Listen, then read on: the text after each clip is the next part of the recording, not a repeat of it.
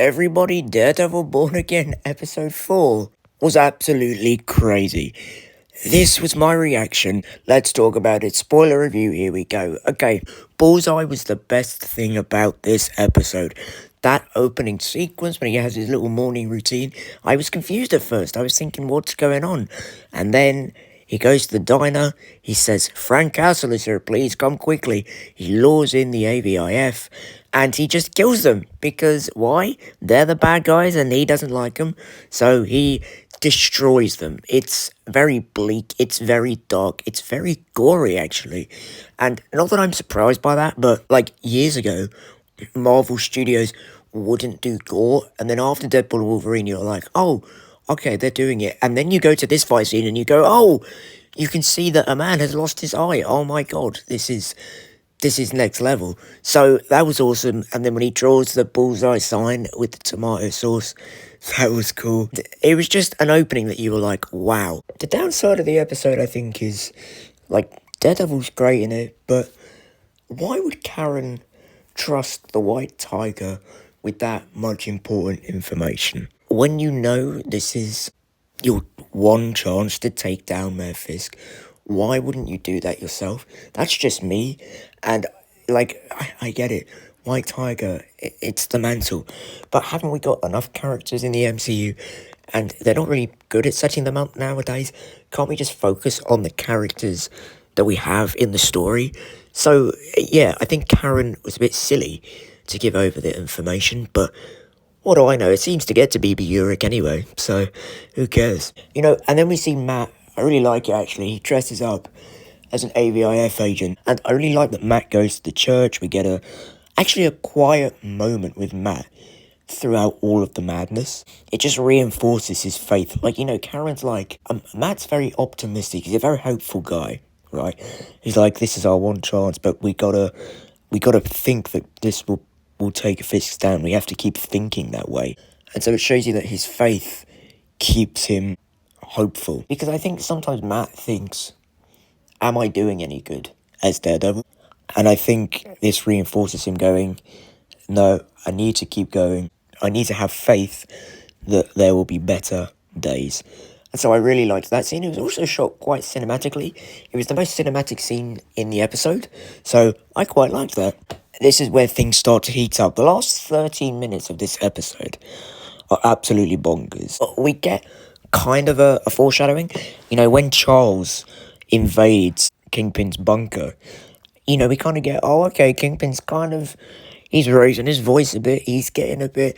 I felt that Kingpin this episode had a master plan, but every time someone tried to interject his master plan or criticize him, he would start to go mental. And again, it just shows that Kingpin persona is coming back.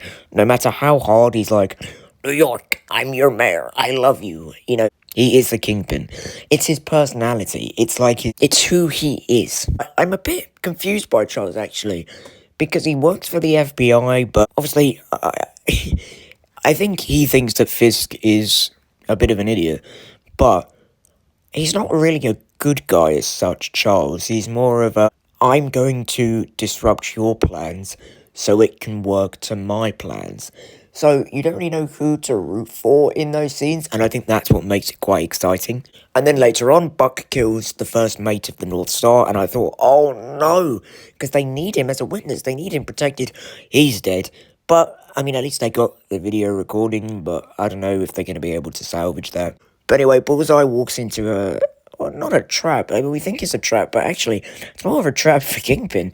So then we get to the wrestling match, and I knew this guy was cooked. Whatever this other opponent's called, Kingpin smashes the gloves down. Oh my God, he was cooked. And yeah, that fight scene, I was clenching my toes. I couldn't look at the screen. Not because, like, my gore tolerance is fine, it's only a bit of blood, but because I felt so bad for this guy. Like, I knew this guy was gonna be beaten to death, and he was. Then we see Vanessa, and Kingpin's like, oh God, no. Because, you know, he's setting a trap for Bullseye. He's wanting Bullseye to come to the arena. Who does Bullseye want to kill the most?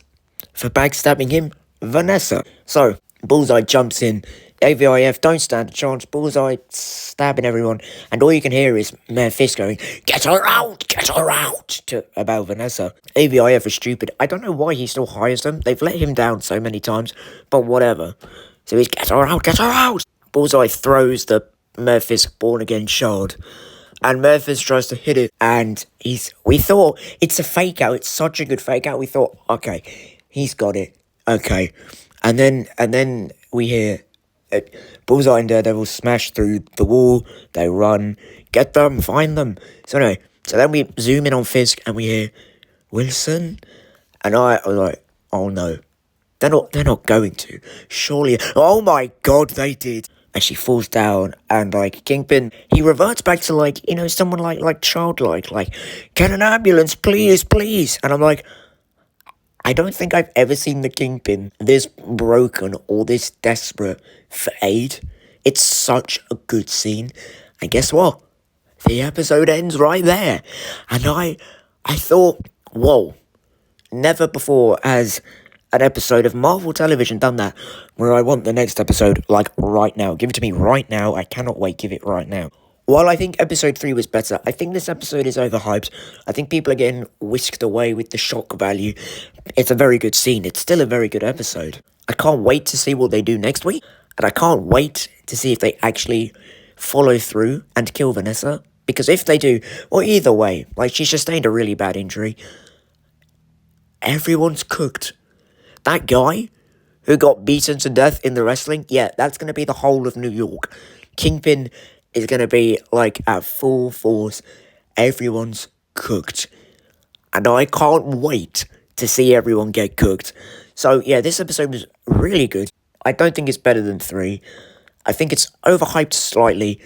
There are some really amazing scenes that pull this episode up. But when it comes to things like the White Tiger plot and my frustration with them killing the North Star guy and Charles's characterization being a bit messy at the minute, that's why it drags it down. But this episode was great.